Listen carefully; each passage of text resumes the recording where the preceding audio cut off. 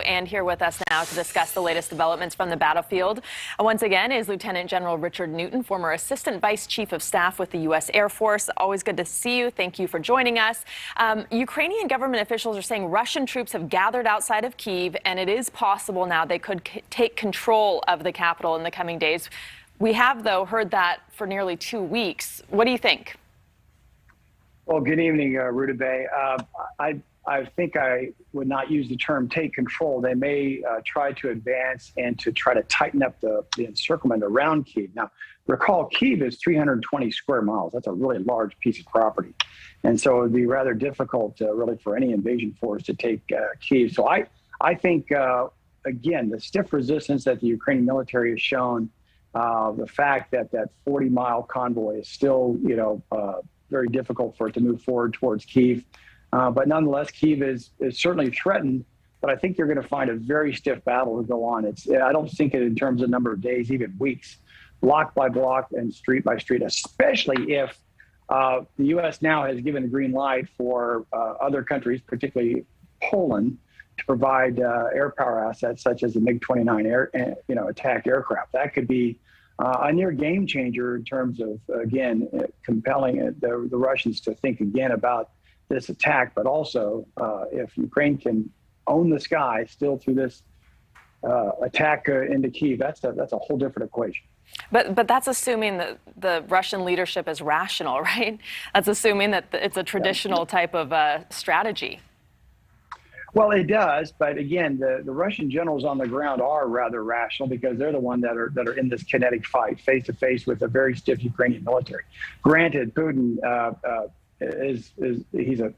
his tyranny of attacking civilian targets and atrocities thereof, you cannot think of him being rational from any stretch of imagination.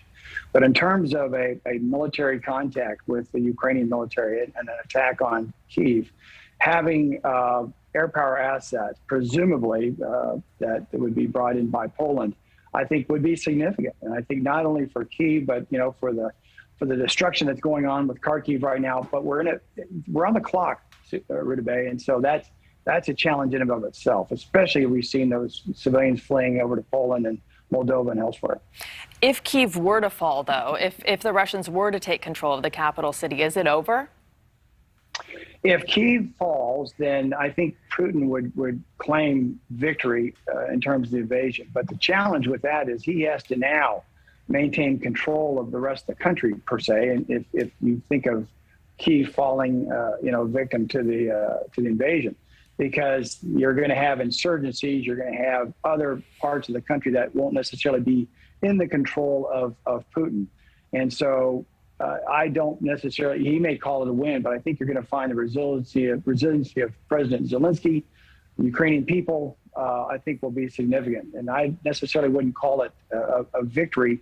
It will be part of an invasion that he has taken a capital, but I don't necessarily would see Ukraine falling in total.